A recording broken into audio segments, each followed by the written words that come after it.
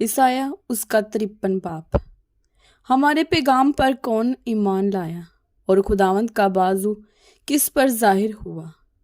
पर वो उसके आगे कौंपल की तरह और खुश्क ज़मीन से जड़ की मानत फूट निकला। ना उसकी कोई शक्लो सूरत है ना खूबसूरती, और जब हम उस पर निगाह करें तो कुछ हुस्नो जमाल नहीं कि हम उसके मुश्ताक हों।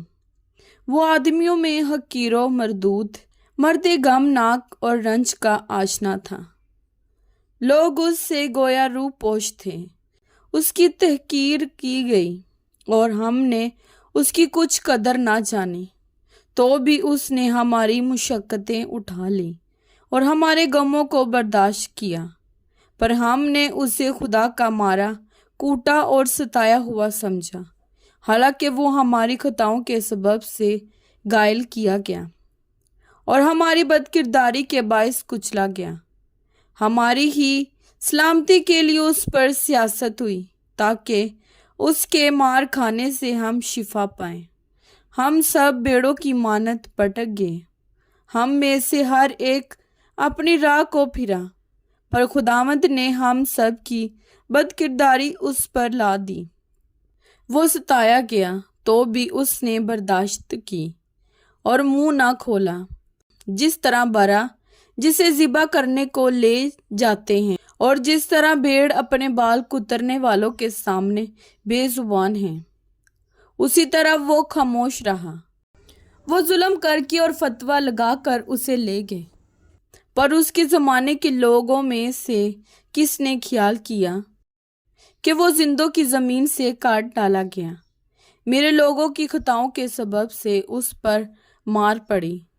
उसकी कब्र भी शरीरों के दरमियान ठहराई गई और वो अपनी मौत में दौलतमंदों के साथ मुआ।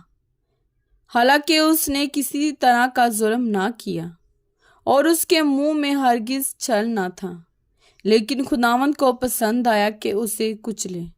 उसने उसे गमगीन किया। जब उसकी जान गुनाह की कुर्बानी के लिए गुजरानी जाएगी तो वो अपनी नस्ल को देखेगा। उसकी उम्र दराज होगी और खुदावंद की मर्जी उसके हाथ के वसीले से पूरी होगी।